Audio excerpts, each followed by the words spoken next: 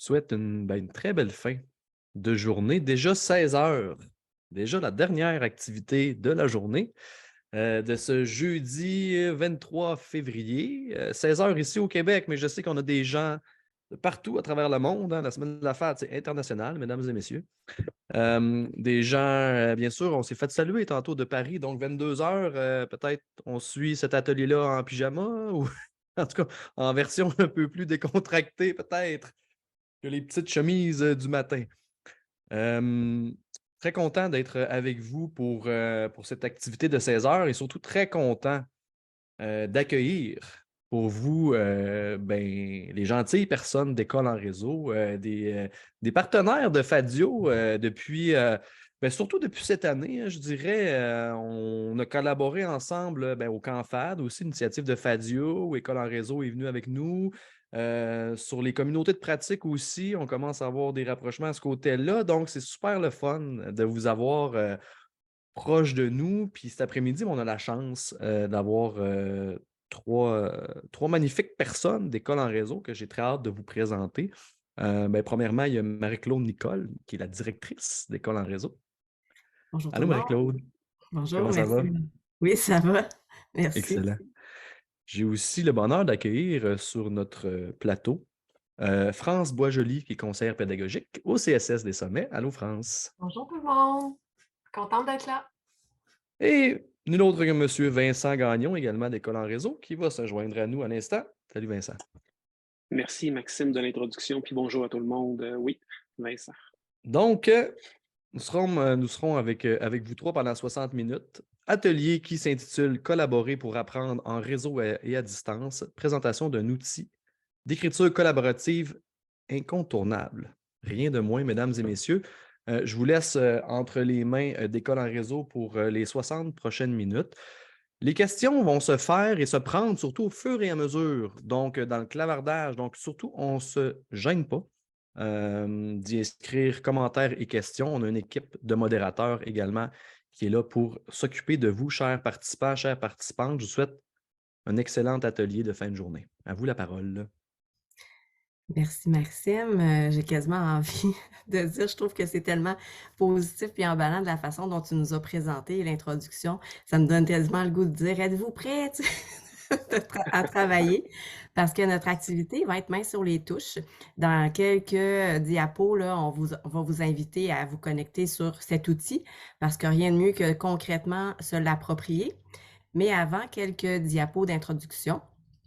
À main levée virtuelle ou ceux qui ont leur caméra ouverte, ce serait vraiment, vraiment, vraiment intéressant que chacun d'entre vous ouvre sa caméra, même si vous êtes en train de manger ou même si vous êtes en pyjama pour ceux qui sont en fin de soirée, parce que c'est vraiment intéressant de vous voir, parce que École en réseau, c'est vraiment la collaboration, collaborer pour apprendre, donc c'est de se voir, d'échanger, puis d'avoir les caméras ouvertes, c'est d'autant plus profitable pour nous si on vous voit. Donc, main levée virtuelle, qui connaît déjà École en réseau? Il y a des visages que je connais, j'imagine que vous allez lever la main. J'aimerais juste savoir, là, comme ça, à travers les presque 50 personnes qui se sont branchées, si vous nous connaissez. Main virtuelle ou main réelle? Ah oui. Non, je vois des non, je vois des oui. Super. Alors, des anciens collègues de l'Université de Sherbrooke qui sont là. Très heureuse de vous revoir. Donc, je partage mon écran sans plus tarder. Après la rencontre, tout le monde devrait lever la main. Donc, tout le monde va nous connaître. Au moins, c'est déjà ça. Alors, je partage mon écran pour commencer et vous allez rapidement voir, là, je vais m'ajuster mon écran pour tous vous voir sur mes deux écrans. Je vais avoir la tête un petit peu de côté, ne vous inquiétez pas, j'ai pas de mal au cou ou quoi que ce soit, mais j'ai deux écrans et ça me permet de mieux voir quand je présente.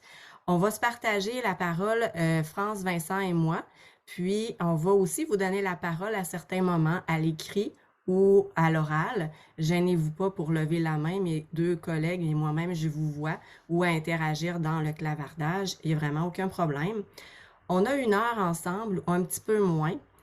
Ça va être court, vous allez voir que vous n'allez pas voir le temps passer. J'ai quasiment envie de vous dire ça tellement que l'introduction a été comme vraiment inspirante.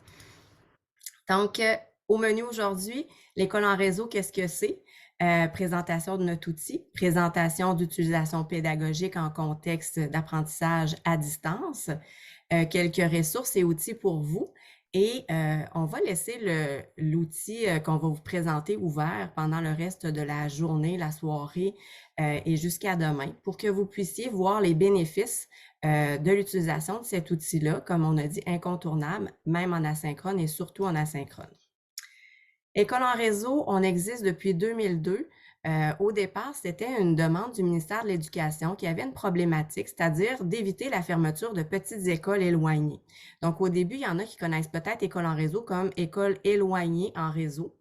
Et l'idée d'une des chercheurs qui a initié ce projet d'école en réseau, Thérèse Laferrière à l'Université Laval, c'était d'éviter la fermeture, mais plutôt d'ouvrir ces petites écoles-là sur le monde et sur d'autres écoles à l'aide du numérique. Donc, imaginez des enseignantes qui font du co-enseignement dans 2 écoles différentes, des écoles qui travaillent en collaboration avec un outil de visioconférence et un outil d'écriture numérique en 2002. Oui, ça existait, ça a fonctionné.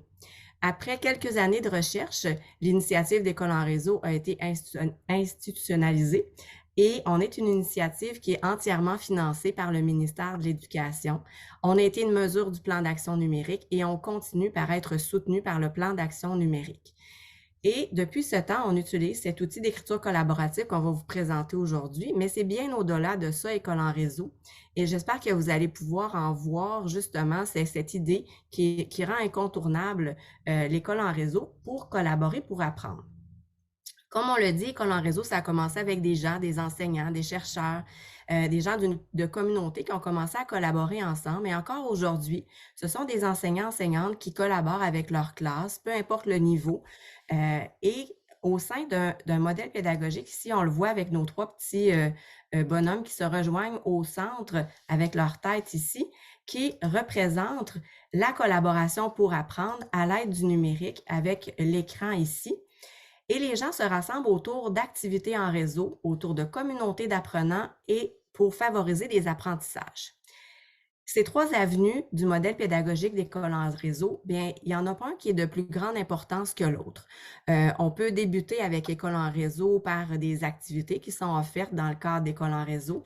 On peut se joindre à des communautés d'apprenants sans créer, imaginer comment on peut apprendre, collaborer ensemble pour apprendre.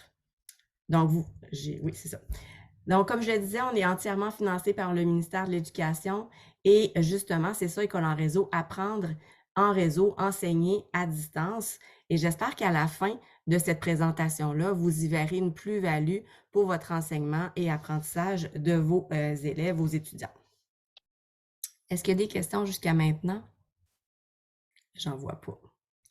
Merci à Émilie qui a mis l'adresse d'École en réseau dans le clavardage. Donc, c'est une bonne idée. Merci, Émilie.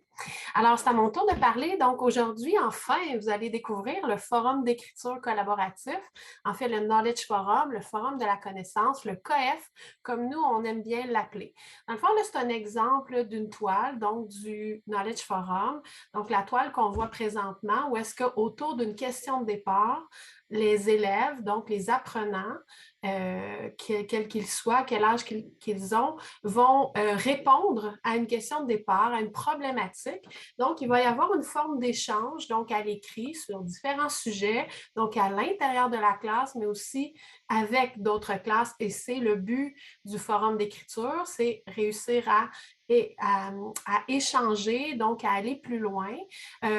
Comme vous remarquez, là, c'est une fausse toile, c'est tout moi qui l'ai fait, là, mais chaque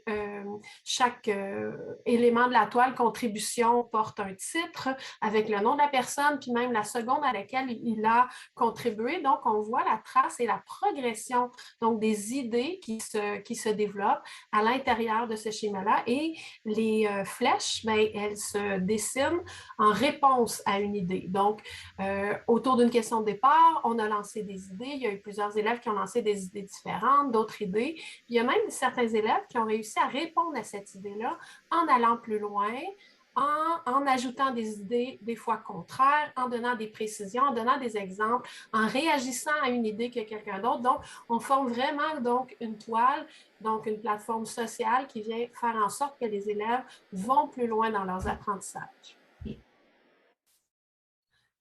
À l'intérieur, donc quand on arrive avec une question, on va vous le démontrer. Tantôt, vous aurez même la chance de l'utiliser. Donc, il y a votre propre boîte qui apparaît avec, donc, pour pouvoir écrire, une boîte dans laquelle on écrit un titre et puis on répond à la question. Mais il y a surtout un élément qui est vraiment intéressant qui s'appelle des échafaudages. Les échafaudages, c'est comme un peu des intentions d'écriture où, Marc-Claude, tu parlais qu'il y avait une classe qui disait que c'était comme des hashtags. Oui, tout à fait. Donc, vraiment des intentions pour venir catégoriser un peu la contribution que vous allez venir apporter à la toile. Est-ce que c'est une idée? Est-ce qu'on veut enrichir l'idée? Est-ce qu'on explore une idée différente? Est-ce que souvent les enseignants, on a besoin de comprendre, donc on pose cet échafaudage-là, est-ce qu'on prend du recul, etc. Vous allez voir, il y a quelques séries d'échafaudages différentes qui peuvent vraiment servir les projets et servir à aller plus loin avec les idées. Puis je soulignerais également, mais très, très rapidement, France, c'est vraiment une particularité qui distingue cet outil-là, le Knowledge Forum, la présence de ce que nous, on appelle des échafaudages ou des aides contextuelles. Dans le fond, ça amène l'élève à structurer, lui donner un cadre pour contribuer au discours. Donc, ça l'aide vraiment à l'accompagner. Puis l'exemple qu'on a, Amélioration des idées, c'est une série parmi d'autres. On va poursuivre avec France pour en verra d'autres.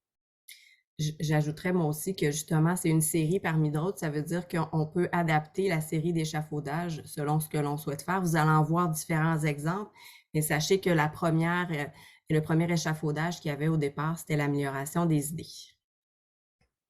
Parce que c'est un forum pour ça. Donc, on va vous donner quelques exemples d'utilisation. Là, il y a plusieurs. Moi, les exemples que je présente, c'est au primaire parce que j'utilise beaucoup le forum d'écriture avec les enseignants du primaire. Donc, c'est une utilisation champ lexical, c'est-à-dire que les élèves, donc, il y avait des élèves de 3e, 4e année, donc une classe de 3e année dans ce cas-ci, où on se prononçait sur les caractéristiques donc d'un personnage. Et l'utilisation champ lexical, ça veut dire qu'on forme une toile d'idées. Donc, dans le titre de la note, donc de chacune des notes, c'est l'élément clé que l'élève veut partager pour monter sa toile d'idées. Donc, c'est un planificateur d'idées, comment le forum d'écriture a été utilisé à ce moment-là. Bien sûr, c'est un forum d'écriture, mais c'est aussi un forum de lecture parce qu'on veut aller lire ce que l'autre a écrit pour ne pas être le 3e, 5e, 20e à écrire la même chose. Deuxième utilisation possible sur les conceptions initiales. Donc, on part de nos connaissances pour pouvoir bâtir, donc, se construire un réseau de connaissances plus élaboré parce qu'ensemble, on va beaucoup plus loin. Donc, ce qu'on remarque ici, c'était un projet du 3e cycle à ce moment-là, au primaire. Donc, on avait à faire une recherche sur un pays, c'était le Sénégal à ce moment-là. Le but de ce forum d'écriture-là, c'est de permettre les échanges entre les élèves pour qu'ils s'inter-influencent et qu'ils aillent plus loin, non seulement à préciser leurs idées, mais aller plus loin aussi dans ce qu'ils connaissent, mais ce qu'ils ont envie de connaître. Puis là, ce qu'on voit aussi peut-être vers le haut, Marc-Claude, si tu peux pointer avec ton... C'est quand on voit un élève et qu'il y a des échanges, donc des enfilades. Donc, on voit des élèves qui répondent à d'autres élèves, puis ça fait donc... C'est ce qu'on appelle la progression du discours. Donc, nécessairement, les élèves réfléchissent et vont plus loin pour ajouter des nuances à ce qu'ils veulent ajouter. Ce qu'il faut imaginer aussi, si j'ajoute, c'est que chacune, je reviens en arrière, c'est que chacun des petits points comme ça nous permet d'ouvrir une note. Et ce que l'on voit à l'intérieur de la note, c'est un exemple ici dans un projet de science où est-ce qu'on s'intéressait justement à la question suivante. Comment et pourquoi les animaux survivent-ils jusqu'au printemps? Donc, on vous donne des exemples simples, mais vous allez voir tantôt, vous pouvez l'utiliser à tous les ordres d'enseignement. Il y a des enseignants à l'université qui l'utilisent avec leur groupe. Mais comme École en réseau, on a plusieurs exemples du primaire, mais sachez que je pense que rapidement, vous allez comprendre en l'utilisant qu'il s'utilise interordre. Donc, vous voyez un peu, l'enseignante avait nommé « J'ai besoin de comprendre combien ou pourquoi, comment ou pourquoi les animaux survivent-ils jusqu'au printemps ». Et là, un premier élève doit donner son idée. Quand l'hiver approche, certains animaux se font des réserves de nourriture. Comme ça, l'hiver, il ne manque pas de nourriture, alors qu'il y en a un autre, il n'a pas donné d'intention, mais quand même. Mais il y en a qui vont voler la nourriture à d'autres. Donc, c'était une très bonne idée. Une idée différente, je ne suis pas d'accord avec toi parce que celui qui s'est fait voler peut aussi lui revoler. Donc, vous voyez comment on enfile les idées puis qu'on les précise à travers cette idée-là. Donc, on dit souvent qu'on se centre sur les idées collectives pour régler des problématiques complexes, comme essayer d'imaginer comment ou pourquoi les animaux survivent-ils jusqu'au printemps. Prochain exemple, c'est vraiment une utilisation avec une autre série d'échafaudages. C'est pour développer la justification des élèves. On le sait que c'est vraiment important. Puis, une bonne justification, selon le ministère, c'est que l'élève est capable d'utiliser le texte pour venir appuyer donc son opinion et venir l'expliquer. Donc, à ce moment-là, on travaillait des textes de chansons. Même en français, les élèves, donc en lecture, ne comprenaient pas ou n'interprétaient pas de façon correcte les propos d'une chanson. Donc, avec les échafaudages, donc l'élève affirmait son opinion, après ça, était capable de l'appuyer en donnant une raison et utiliser le texte pour venir vraiment prouver que dans le texte, la partie qu'il avançait. Donc, ça en est une autre. Puis ça a été un travail de 4e année. Fait qu'imaginez ce que vos élèves pourraient faire. Dernière utilisation, c'est une utilisation de diffusion. Donc, on peut partager. Donc, là, à ce moment-là, c'était une classe là, du 3e cycle du primaire où est-ce qu'on était à composer la finale donc, de l'histoire, puis avec des indications claires là, pour l'enseignante de faire attention aux fautes, d'avoir un nombre de phrases précis. À ce moment-là, c'est pour ça qu'il y a plusieurs petites toiles parce que dans le fond, chaque élève de la classe avait à composer donc la fin de son histoire. Et nous amenions les élèves à venir commenter, à donner donc des pistes d'amélioration. Et là, l'élève, comme chef scripteur, avait à tenir compte de ces améliorations-là pour pouvoir venir faire des changements dans son texte, donc pour l'amener plus loin. Puis comme il est chef scripteur, c'est à lui de voir qu'est-ce qu'il garde, qu'est-ce qu'il ne garde pas. Mais l'idée, c'est qu'il y a de la rétroaction directe par les pairs qui se fait et puis qui devient vraiment, vraiment riche pour les apprentissages. Puis je mentionnerais aussi, France, que si tu peux revenir à la diapo, Marie-Claude, ce genre de visualisation que nous permet l'outil du discours, la visualisation du discours sous forme d'enfilade, c'est pas une visualisation qu'on a fréquemment de comment les échanges sont menés avec les élèves. Donc, ça nous donne vraiment un regard méta qui est intéressant pour rapidement au moins se donner une idée de où en est rendu le discours. Fait que s'il y a un élément, une idée qui est approfondie davantage, on le remarque par l'enfilade qui va plus loin et qui s'approfondit collectivement. S'il y a des idées qui sont laissées pour compte, ça peut amener votre regard à être pointé sur un élément, l'ouvrir et essayer de comprendre, OK, l'idée était mal exprimée. Peut-être même en tant qu'enseignant, on peut faire des rétroactions ciblées sur certaines enfilades qui n'ont pas abouti ou qui n'ont pas avancé. Un regard que je voulais vous mettre l'emphase dessus parce que c'est particulier encore à l'outil. Merci, Vincent. Il est possible aussi pour avoir un regard d'un coup d'œil de télécharger en PDF toutes les notes avec l'auteur de la note et de les avoir tout en format PDF sans avoir à ouvrir chacune des notes. Quand on a une intention d'évaluation ou quoi que ce soit, on peut à ce moment-là y avoir accès tout d'un coup pour une finalité là, avec l'outil.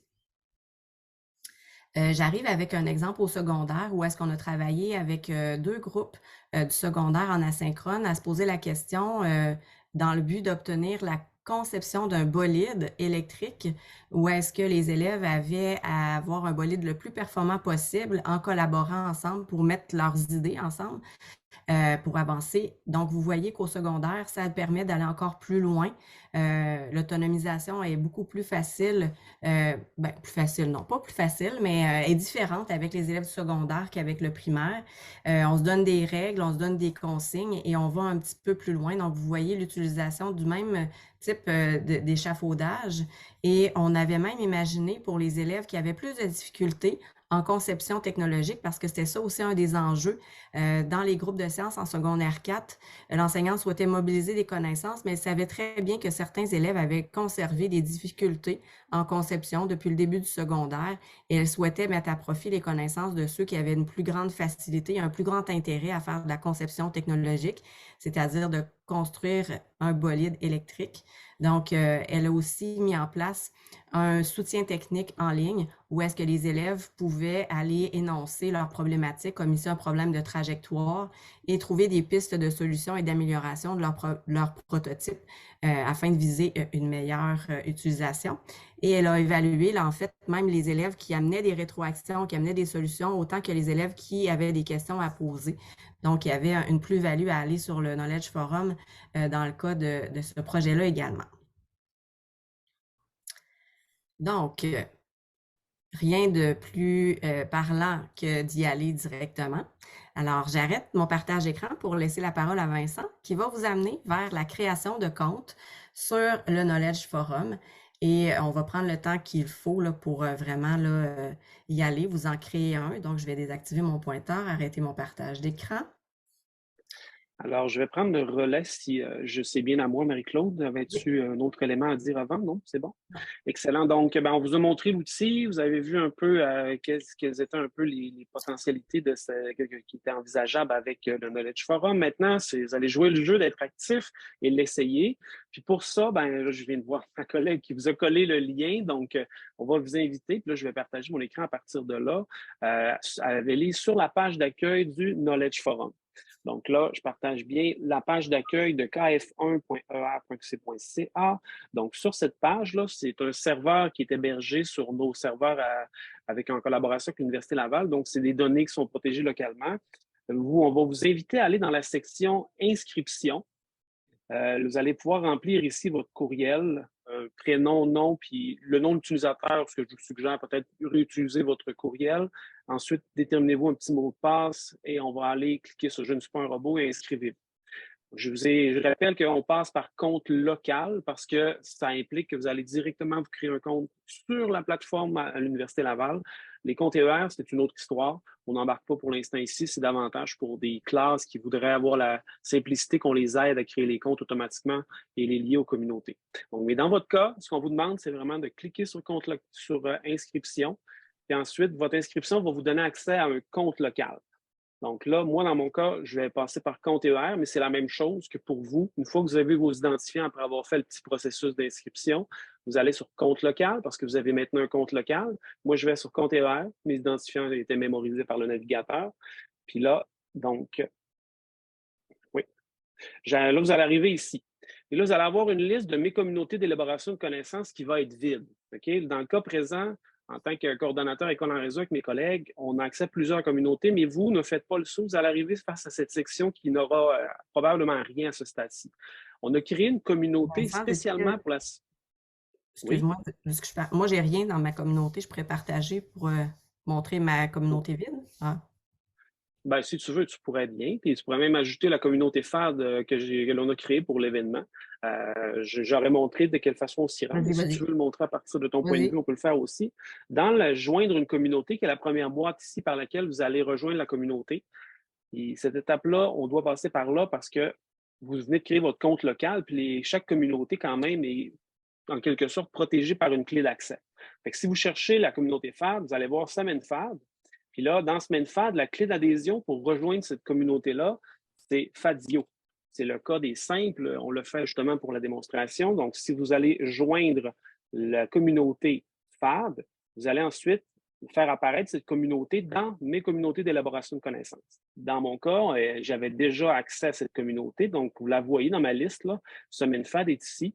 Donc, là, il me reste à appuyer sur « Accéder à la communauté ».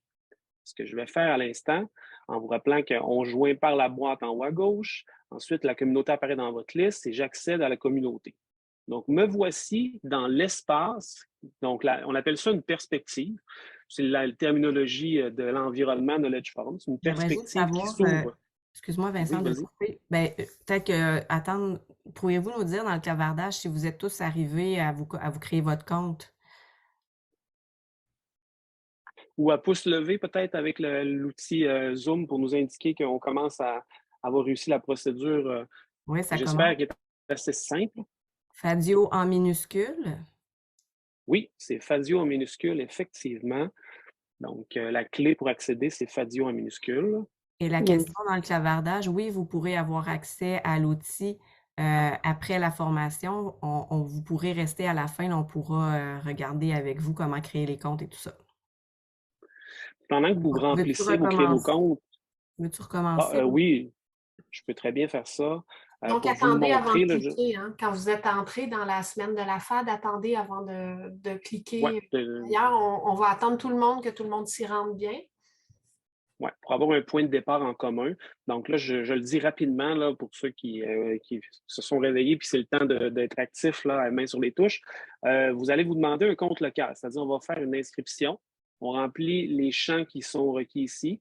Je suggère le nom de l'utilisateur, moi, qui est le courriel. Ensuite, quand vous avez fait cette étape-là, vous avez maintenant accès à un compte local. Donc, votre compte local va vous permettre de vous brancher à l'intérieur du Knowledge Forum, notre serveur à l'Université Laval. Là, je le fais, moi, en passant par compte vert. Vous avez les listes de communautés. Pour rejoindre, on trouve la semaine FAD en cherchant peut-être le mot-clé FAD. On arrive rapidement. Donc, on est ici. Puis peut-être pendant que les gens se terminent de se brancher, je vois beaucoup de pouces, là, c'est bien. Je fais juste mentionner que, comme vous voyez, là, il y a beaucoup de centres de services scolaires qui ont déjà leur communauté propre, c'est-à-dire qu'ils font déjà de la collaboration là, dans différents projets internes intra-CSS.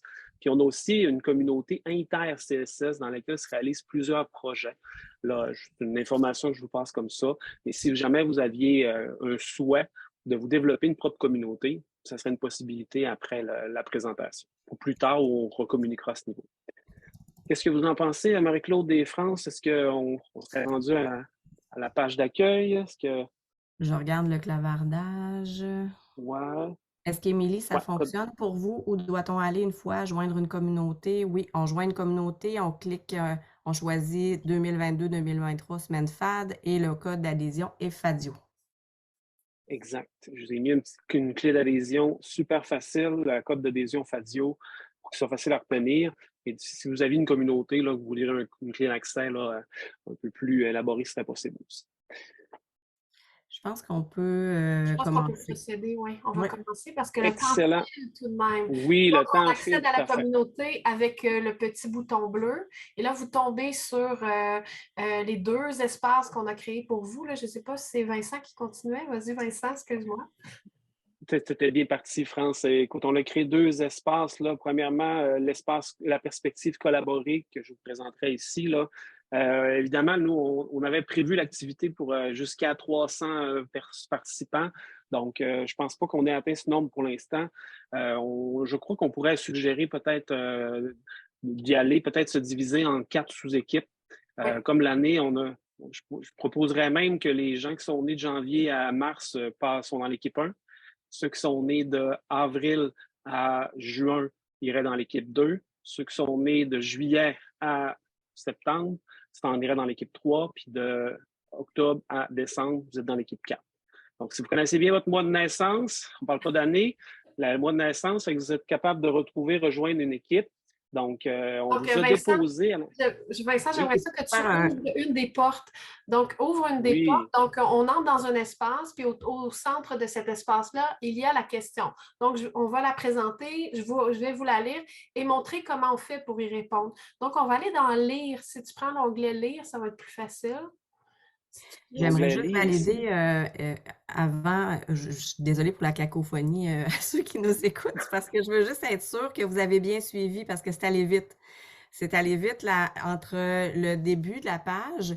Quand vous voyez, j'aimerais qu'on refasse un petit pas de recul pour présenter le fait que dans cet outil-là, vous avez votre communauté.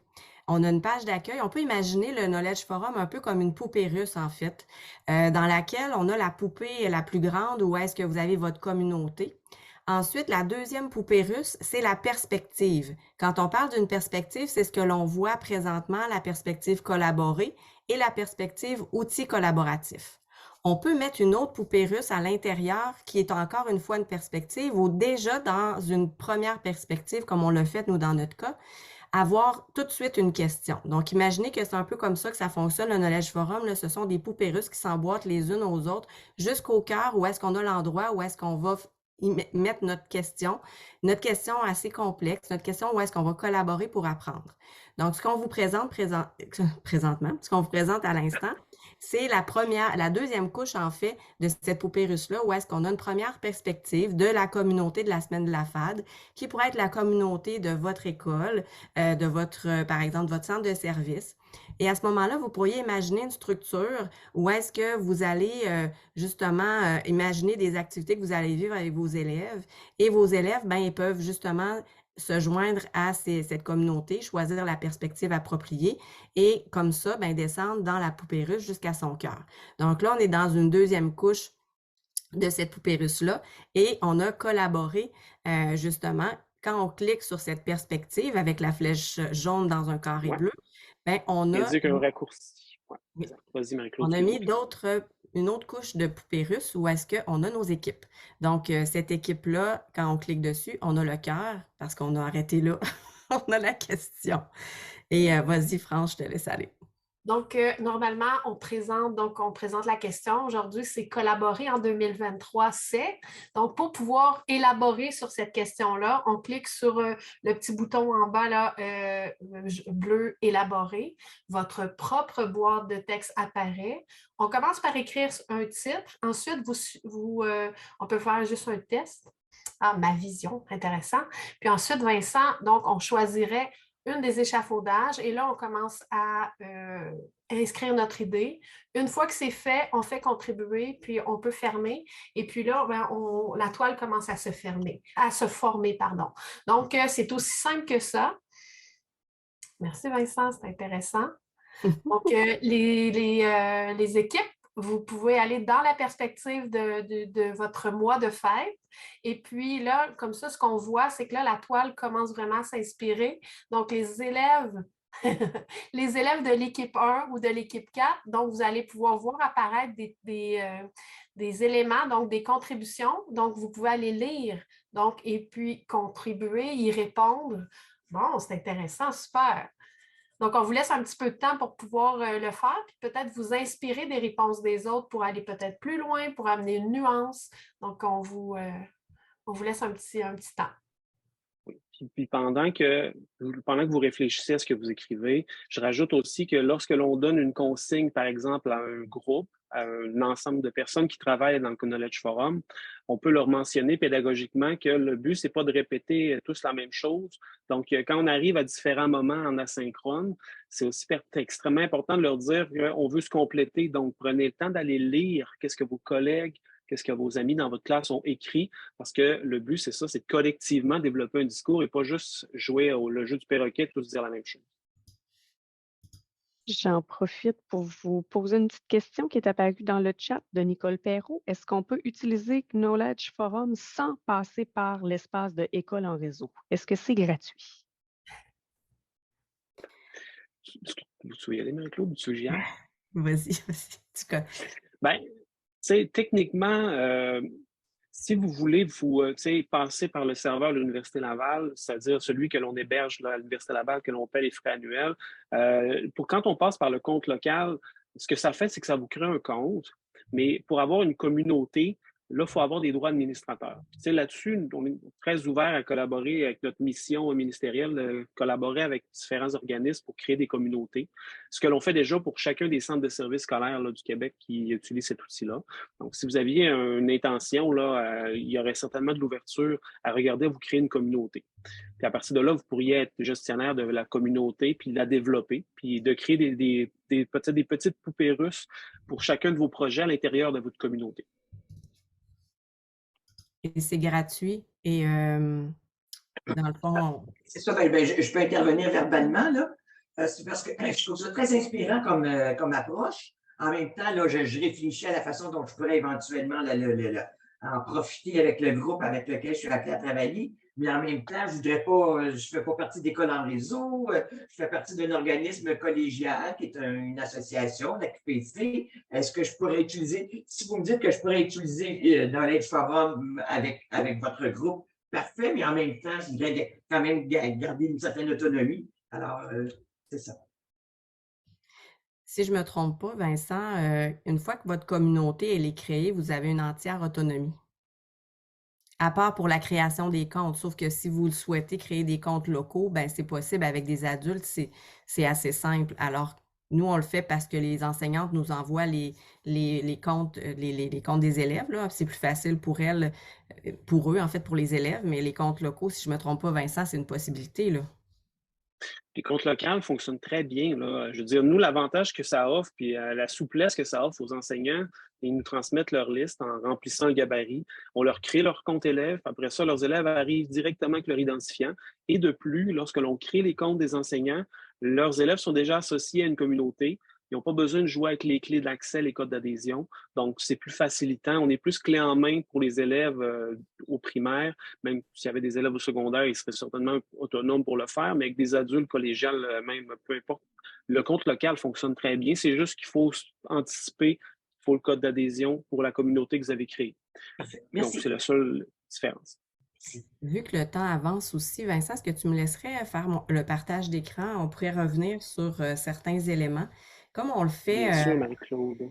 lorsque on a le Knowledge Forum avec nos étudiants, par exemple. Imaginez là, qu'il faut déjà travailler, quand on travaille sur le Knowledge Forum avec nos étudiants ou peu importe les apprenants avec qui on travaille, ben, on commence toujours par se donner des règles ou des règles de groupe, en fait, pour travailler sur le Knowledge Forum, se donner des consignes et tout ça. Puis, on les modélise aussi en utilisant le Knowledge Forum, un peu comme on fait aujourd'hui. Comme on peut voir ici qu'il y a une note qui est toute seule. Donc, ce sont des cas qu'on va voir aussi avec nos élèves. Donc, l'idée première de travailler avec le Knowledge Forum, en tout cas, France, tu feras du pouce sur ce que je vais amener comme idée, c'est une enfilade d'idées à partir d'une question de départ. Donc, l'idée d'avoir une note qui est à part dans le cas présent, là, dans le cas qu'on vous a proposé, ben, c'est une pratique qu'il faut éviter. Je veux pas mettre, vu qu'on voit les noms, là, je veux pas non plus taper ses doigts de personne, mais avec vos élèves, ça va être une façon justement de leur expliquer comment ça fonctionne, puis comment on peut utiliser là, cette toile-là de façon, dans tout respect là, des idées des autres et tout ça. Vous me voyez aussi que je déplace les notes de chacun d'entre vous. Donc, vous pouvez aussi là, faire en sorte que les notes restent en place. Il y a certains outils par rapport à ça. Aujourd'hui, on n'a fait qu'une mise en bouche là, du Knowledge Forum. Si vous avez besoin d'une formation, on vous a donné les outils aussi. Vous allez pouvoir voir là, tous les petits outils ici, etc. Mais on peut aussi vous accompagner. Donc, je ne sais pas qu'est-ce que tu veux poursuivre, France, avec ça. Qu'est-ce qu'on a? On a déjà quand même de belles notes si on veut avancer un peu vu qu'il est 16h39. Mais rapidement, ce qu'on peut voir, c'est déjà qu'il y a des carrés rouges puis il y a des carrés bleus.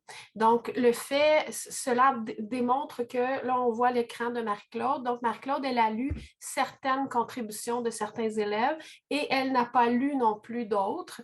Donc là, c'est un forum d'écriture, mais c'est un forum de lecture. Puis, dans la clavardage, il y a une question de Stéphanie. Quelle est la différence entre une carte mentale collaborative? Mais en fait, c'est autour de ces échafaudages-là, de ces étiquettes-là, on fait progresser le discours. Donc, autour de cette question-là, de cette problématique.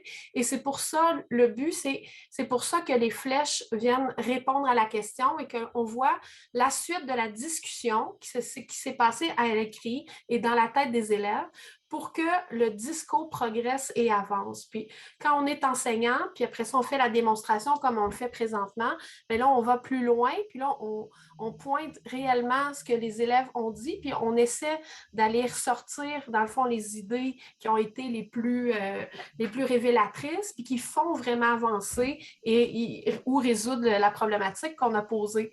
Donc, c'est la force de toute l'équipe qui, ensemble, on chemine dans cette progression-là, puis qu'on va résoudre, puis on va trouver les idées qu'on appelle prometteuses, nous, dans le temps.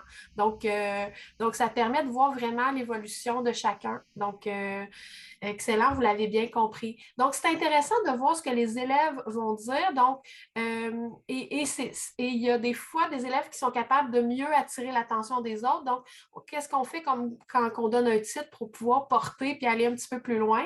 Donc, pour la collaboration, on amène puis on regarde qu'est-ce que ça veut dire pour certaines personnes. Donc, on tente de définir une définition. C'est enrichir. J'ai vu tantôt qu'il y a des gens qui ont parlé de partager, de construire. Donc, ça fait vraiment donc aller plus loin. Puis on pourrait en venir en classe, en groupe, à trouver une autre définition qui nous définit. le plus. Et vous? Le temps passe, hein? Je ne sais pas si je peux aller plus loin avec ça. Ben, oui, puis on va pouvoir passer à l'autre question parce que là, imaginez qu'on passe un très petit moment ensemble et l'idée avec le Knowledge Forum, on va vous donner tantôt quelques pistes. On va y aller tout de suite, France, je vais continuer mon partage d'écran pour aller à la prochaine diapo qui va répondre à votre question également là, dans le clavardage avec justement cette idée d'aller plus loin que la collaboration, même on appelle ça co-élaborer. Vas-y, France, je te laisse aller. Oui, bien en fait, c'est un outil un référentiel qu'on a développé avec les élèves du primaire, puis au secondaire, c'est peut-être dit dans d'autres mots. Puis vous, si vous l'avez, on utilise des outils pour faire comprendre aux élèves comment on fait pour mieux s'exprimer, comment on fait pour faire progresser les élèves, c'est quoi les principes le plus-value du forum d'écriture pour aller plus loin. Donc, nous, ce qu'on dit aux élèves du primaire, c'est dire son idée, son opinion, c'est donner des explications, expliciter sa pensée, donner des exemples, ajouter des nuances, des avis contraires, des différences. C'est être capable d'expliquer les causes, les conséquences, être capable de faire des liens aussi. C'est pour ça aussi que les flèches sont vraiment révélatrices parce qu'elles amènent les élèves à faire des liens avec certaines idées plus que d'autres. Bien sûr, c'est aussi comparer les réponses, c'est se documenter pour qu'on puisse prouver, donc appuyer nos dires. C'est lire des commentaires des autres et se laisser influencer. Tantôt, je parlais dans l'exemple que des fois, si par exemple un élève avait produit son texte, puis il y a des commentaires des autres élèves, on se laisse influencer en tant que scripteur parce que notre but, c'est de faire comprendre notre message.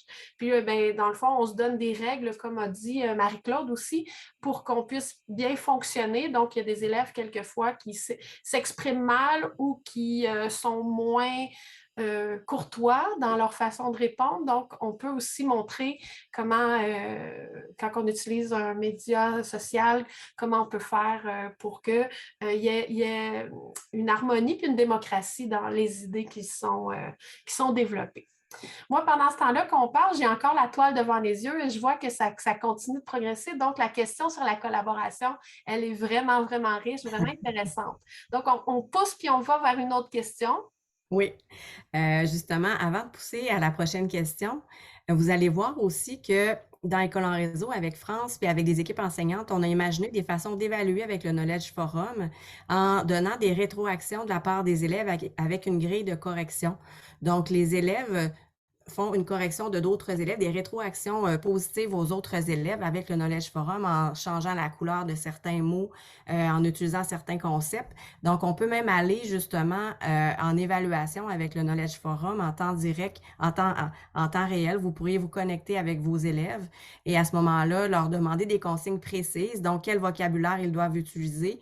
Par exemple, dans le cadre de rédaction d'un texte ou en sciences ou peu importe le domaine, mais ça vous permet de voir vraiment en temps réel ou en asynchrone aussi ce que les élèves font. Donc, prochaine question. Vas-y. Non, je vais retourner moi aussi sur le Knowledge Forum. Parfait. Donc, moi, je vais répondre à Amal qui pose une excellente question. Évidemment, il y a un tutoriel, un guide d'utilisation. Il y a des capsules pour expliquer chacune des étapes, comment construire une question, etc. Donc, on outille les enseignants pour que les élèves puissent bien comprendre l'utilisation du Knowledge Forum. Donc, ça, il n'y a pas de problème. Marie-Claude, pendant que tu partages ton écran vers le KF, c'est ça? Oui. Je peux vous donner aussi les consignes en amont puis vous montrer un peu une pratique qu'on peut mettre en place. C'est-à-dire que dans la page d'accueil, j'ai parlé de poupée russe tantôt, dans la page d'accueil de la perspective où est-ce qu'il y a la question, vous pourriez mettre les consignes en capture d'écran et coller l'image à ce niveau-là. Donc, les élèves ont les consignes toujours sous les yeux, les élèves ou les étudiants, peu importe, et ils savent exactement qu'est-ce qu'ils doivent faire quand ils vont répondre à la question qui est dans la perspective. Donc, ça aussi, c'est possible de faire. Donc, j'aurais pu prendre une capture d'écran de cette diapo, l'ajouter en page d'accueil de la perspective dans laquelle on va travailler pour cette question-là. Donc, quels sont les outils collaboratifs que vous utilisez dans votre enseignement à distance? Dans le titre, inscrire le nom de l'outil et dans la note, décrire un exemple d'utilisation pédagogique de l'outil.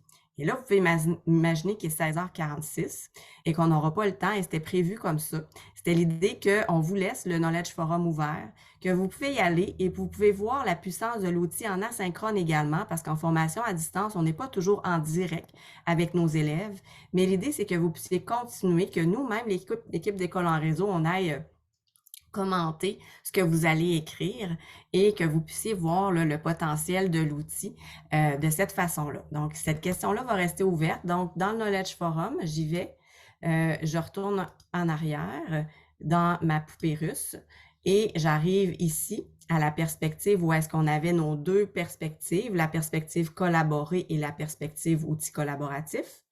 J'ouvre la perspective outil collaboratif. Et là, vous voyez les équipes. Et là, je ne sais pas si vous avez retenu ce que Vincent nous a proposé tantôt.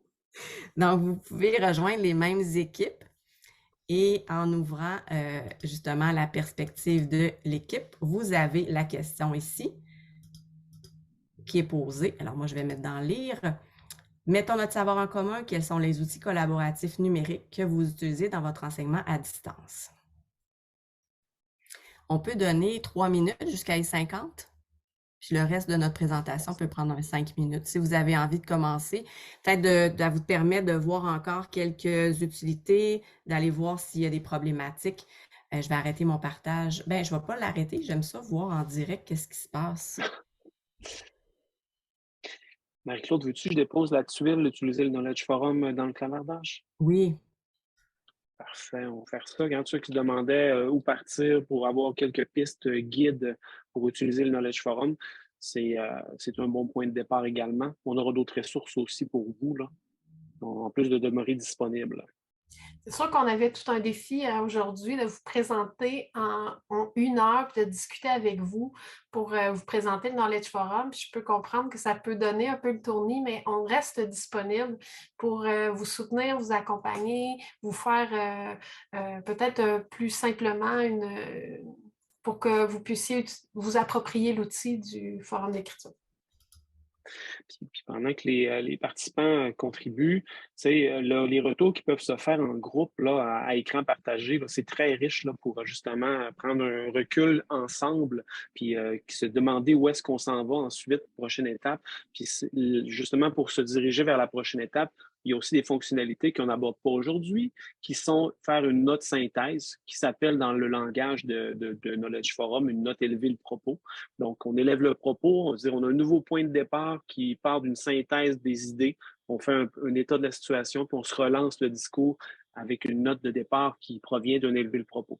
Donc, je le mentionne, on n'est pas là du tout dans notre utilisation de l'outil, mais c'est bien d'avoir déjà pour anticiper les prochaines phases qui peuvent se vivre avec les participants, tant en asynchrone que de donner le devoir d'aller créer une note et synthèse pour relancer les échanges. Donc, c'est des façons d'aborder les relances dans le Knowledge Forum qui sont importantes à avoir en tête aussi, parce que faire utiliser un outil, c'est une chose, l'utiliser efficacement, c'est une autre chose.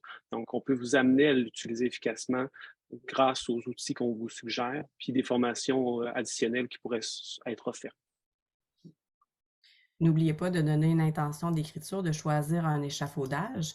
Vous allez le voir là, au fur et à mesure que les idées vont naître dans l'activité.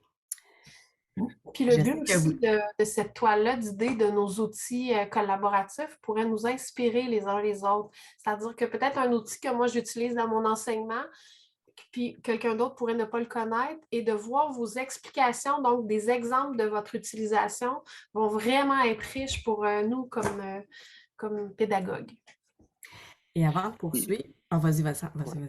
Je disais, puis je vois beaucoup de gens qui utilisent l'échafaudage Mon idée, puis c'est super, c'est un bon point de départ, mais après ça, on peut même enseigner aux élèves l'usage de certains échafaudages un peu plus complexes, tels que le fait de ce qu'en disent les experts, c'est-à-dire on peut faire un travail d'aller chercher ces citations qui viennent de l'externe, de références en éducation, peu importe. Donc, la série Amélioration des idées, super pour vraiment faire travailler le discours, mais les autres séries aussi peuvent aussi être pertinentes. Là, pour l'instant, c'est normal, c'est une première utilisation. Je vois beaucoup de Mon idée qui provient de la série Amélioration des idées. Mais l'art de justifier aurait pu être un défi. On aurait pu vous dire, essayer de placer au moins un échafaudage de l'art de justifier. C'est des exemples d'approches qui peuvent être suggérées avec les élèves. Et justement, si par exemple, moi j'en ai créé un échafaudage pour la résolution de problèmes en mathématiques et celle de la démarche d'investigation. Donc, vous pouvez là, justement en créer selon ce que vous souhaitez aller chercher chez les élèves. On avait fait la pensée design également. Donc, ça peut changer selon, on voit de belles enfilades ici. Donc, 52, je sais que vous avez envie encore d'être main sur les touches, mais on ne touchera à rien. Donc, vous avez accès, si vous vous rappelez bien de votre mot de passe, si tout fonctionne bien, vous y avez accès à cette communauté pour retourner la consulter, prendre les idées des autres, donner vos idées. Et nous, on va y aller également, l'équipe d'École en réseau. Et sachez qu'on est disponible là, pour vous accompagner avec cet outil-là. Donc, voilà. Et l'idée aussi, là, c'est sûr qu'on n'a pas pu aller loin. On pourrait faire l'année prochaine partie 2, ou je ne sais pas, dans un autre contexte. En fait, toute cette idée, quand on enseigne avec le Knowledge Forum, la puissance aussi de l'enseignement, de la modélisation, de mettre nos idées en commun. Justement, on y allait avec cette idée de mettre nos idées en commun. On manque un peu de temps, mais c'est vraiment l'idée là, qu'une enseignante fait un retour sur les notes des élèves et on voit où est-ce qu'on en est rendu dans nos connaissances. On peut le faire à l'écrit, on peut le faire aussi lors d'une rencontre en visioconférence. On peut même donner le rôle à un élève ou un étudiant d'être le scripteur des idées pour justement voir quelles idées devrait-on retenir et quelles idées, on va laisser tomber. Mais ce qui est important dans une collaboration à l'écrit comme on est dans le Knowledge Forum, c'est de conserver toutes les idées des élèves et de ne pas orienter leur discours, puis que ce soit une communauté ou une décision commune de laisser tomber ou de conserver certaines idées ou de les appuyer, par exemple, comme Vincent le nommait, par des experts ou par exemple, des articles scientifiques dans le cas peut-être à l'université ou autre chose. Puis pour vos élèves à distance, je sais que le temps file, mais pour vos élèves à distance, c'est encore plus intéressant pour vous de montrer la toile comme on l'a montré, puis aller ouvrir certaines contributions, puis aller montrer un peu le propos de tout le monde pour qu'on puisse avancer aussi comme équipe dans les questions qu'on se posait. Donc, ce retour-là de l'enseignant avec les élèves, même à distance, fait une très grosse différence pour mieux orienter, que la progression, que les apprentissages se consolident entre les élèves en réponse à la question de départ. Puis peut-être aussi, je pourrais rajouter, il faut aussi peut-être présenter aussi l'aspect qu'on n'a pas besoin que ça soit un texte dans un niveau final. Je veux dire, on n'est pas une rédaction, une composition officielle. C'est comme ce qu'on appelle aussi un écrit intermédiaire, en quelque sorte, dans l'intérieur du Knowledge Forum. On a le droit à l'erreur, on approfondit ensemble nos idées, puis on décide d'aller plus loin. Peut-être dans le cadre d'une production qui ressortirait à l'aboutissant de tout ce travail de collaboration, il y aurait un degré plus élevé du niveau de texte de publication, mais souvent, ce que les enseignants ont peur, des fois, au début, quand ils utilisent cet outil-là au primaire avec les jeunes, c'est de se mettre à la chasse aux fautes eux-mêmes, puis de brimer les élèves dans l'appropriation de la démarche d'approfondissement des idées. Donc là, il faut comme changer l'angle par lequel on approche le travail d'approfondissement des idées en acceptant aussi que là, on est dans une phase dans laquelle on développe ses compétences d'approfondir des idées et qu'on peut en laisser passer un peu parce que c'est un texte intermédiaire, on s'approprie cette démarche d'approfondissement-là. Et ça dépend de nos intentions. Oui, évidemment. Vous regarderez l'exemple du secondaire, l'enseignante, ce qu'elle va souhaiter faire, c'est d'avoir les bons termes scientifiques cette année. Donc, selon vous, je retournerai vers vous avant que l'on termine. Comment le KF peut-il être utilisé au bénéfice des apprentissages à distance? Donc, j'arrêterai mon partage d'écran parce qu'on achève la présentation. La dernière diapo, c'est la prochaine et elle porte sur ce que nous, on a pu prendre en considération, constater. Mais vous, que voyez-vous comme avantage? Vous pouvez nous écrire dans le clavardage ou prendre la parole. Mais c'est certain qu'il y en a déjà qui ont répondu, travailler la cohérence textuelle, par exemple. amener les élèves à prendre la parole, pour l'évaluation aussi. J'ai vu quelqu'un qui a parlé d'utiliser les traces écrites là, pour pouvoir voir l'évolution de chacun. C'est comme si c'est intéressant, cette question-là, bien, ce commentaire-là, c'est on voit la date à laquelle l'élève a écrit, donc on peut voir vraiment l'évolution de l'écriture donc de l'élève parce qu'il va écrire à différents moments. Donc, on va voir là, qu'est-ce qui évolue dans son écriture, dans sa pensée aussi, puis dans ses connaissances. Ça finit plus. Évaluation formative, oui, tout à fait. Je repartage mon écran pour vous en Puis recherche. on est aussi en co-construction, hein, vous le saviez, parce qu'on construit ensemble nos savoirs. On va plus loin parce qu'on est plusieurs cerveaux à la fois à réfléchir sur des questions authentiques. Donc, on va plus loin parce qu'on est ensemble. Alors, la dernière question, ben pas la question, mais ce que l'école en réseau peut faire pour la FAD, ben, on y a répondu parce que vous aviez plein de questions. Vous avez envie d'utiliser le Knowledge Forum. Déjà, je suis contente qu'on puisse faire ça en collaboration avec vous. On voit encore plus là, des utilisations différentes de cet outil-là. Il y a aussi différents groupes de travail qu'on pourrait imaginer au sein d'écoles en réseau. On en a quelques-uns auxquels vous pourrez vous greffer. Vous voyez des communautés de pratique, des groupes de travail, des projets formation, de la formation dans l'action également. Allez voir notre site web, il y a des activités qui sont proposées. Et aussi, ben, on dit tout le temps que collaborer pour apprendre en 2023, selon les constats que l'on fait, mais les vôtres aussi vont sûrement bonifier ce que l'on a proposé aussi. Ben, l'utilisation justement de cet outil-là et de la collaboration pour apprendre, hein, parce que on peut collaborer de cette façon-là avec des post-it dans une classe, mais l'outil numérique est d'autant plus puissant et incontournable à distance. Donc, il y a des apprentissages en profondeur, il y a de la collaboration pour développer les habiletés cognitives, métacognitives, préparer nos élèves, nos étudiants à devenir des citoyens engagés, compétents, à interagir et à respecter les autres. Hein, c'est quand même important. La résolution de problèmes communs, ils vont avoir à faire face à ça dans leur vie, un accès équitable justement à des ressources et aussi des ressources à École en réseau. On a beaucoup de ressources extrascolaires qui sont disponibles. Donc, on croit que l'apprentissage est davantage un acte social parce que dans la vie, là, vraiment dans la vie de tous les jours, ils vont avoir justement à être constamment en contact avec d'autres, à apprendre avec d'autres personnes. Donc, comment peut-on les outiller à travers École en réseau? Puis cet outil-là, ben, je pense qu'on vous a fait une proposition. J'arrête mon partage. 59. Merci tout le monde pour vos généreux commentaires dans la boîte de clavardage. Vraiment intéressant de voir comment on peut aller plus loin avec votre outil, avec vos élèves qui sont à un autre niveau que ceux avec lesquels on intervient habituellement. Donc, très inspirant.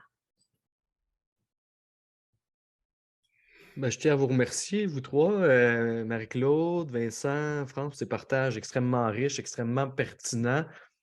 Plusieurs personnes qui sont encore avec nous, participants, participantes aussi. Je vous remercie d'avoir passé votre 4 à 5 avec nous, juste avant votre 5 à 7. D'avoir resté là, puis de choisir, bien sûr, la semaine de la FAD pour votre développement professionnel. C'est très, très, très apprécié. Merci encore une fois à l'École en réseau, partenaire de la semaine de la FAD cette année. Très, très content de vous avoir eu avec nous. Je demanderai à ma collègue Sarah de partager son écran, des petits messages de la fin comme ça. Dernière journée, avant-dernière journée qui tire à sa fin, donc jeudi 17h. On vous attend demain pour la dernière journée de notre marathon qui est cette semaine de la formation à distance-là. On vous demande, comme à chacune des activités que vous suivez, d'aller remplir le petit formulaire d'appréciation. Nous, ça nous aide beaucoup pour les années à venir. Donc, pour réajuster le tir, pour inviter vos coups de cœur. Donc, c'est très apprécié si vous pouvez aller placer vos commentaires, soit en scannant le code QR ou en prenant l'URL qui se retrouve présentement dans le clavardage. On vous invite également à aller réclamer votre badge événementiel Gracieuseté de cadre 21. Donc, on le répète à chacune de nos activités, mais au bout de 3 activités, vous avez le droit à votre badge événementiel pour placer dans votre portfolio de développement professionnel. Donc, c'est vraiment un beau symbole de reconnaissance, comme ça, de votre temps que vous prenez pour vous développer. Donc, même chose, l'URL est dans le clavardage. Plusieurs partenaires également qui font de cette semaine de la FAD-là une réussite année après année. Je remercie particulièrement École en réseau avec qui on a fait affaire cette année puis qui nous ont présenté un superbe atelier cet après-midi. Je remercie aussi évidemment les 2 ministères donc de l'Éducation et de l'Enseignement supérieur pour le financement, qui rendent possible cette semaine-là tout à fait gratuitement pour l'ensemble des participants. Demain, 14h, ce sera le temps de célébrer, de festoyer, de se remémorer nos coups de cœur de la semaine. On va jaser ensemble, on va prendre un verre ensemble aussi si ça vous tente. On va faire tirer des prix de participation également. Donc, un petit party comme ça pour clôturer notre semaine demain, 14h. C'est encore le temps de s'inscrire. monurl.ca/SFAD23. Serez-vous des nôtres demain? Moi, je vais être là. J'espère que vous autres aussi. Conférence de clôture demain matin 9h avec nul autre que M. Benoît Petit. Demain également, l'activité Pécha-Coucha. Donc, demain midi, toujours une activité très courue à la semaine de la FAD. On a très, très, très hâte de vous présenter cette activité qui s'annonce, ma foi, assez touchante. Donc, voilà.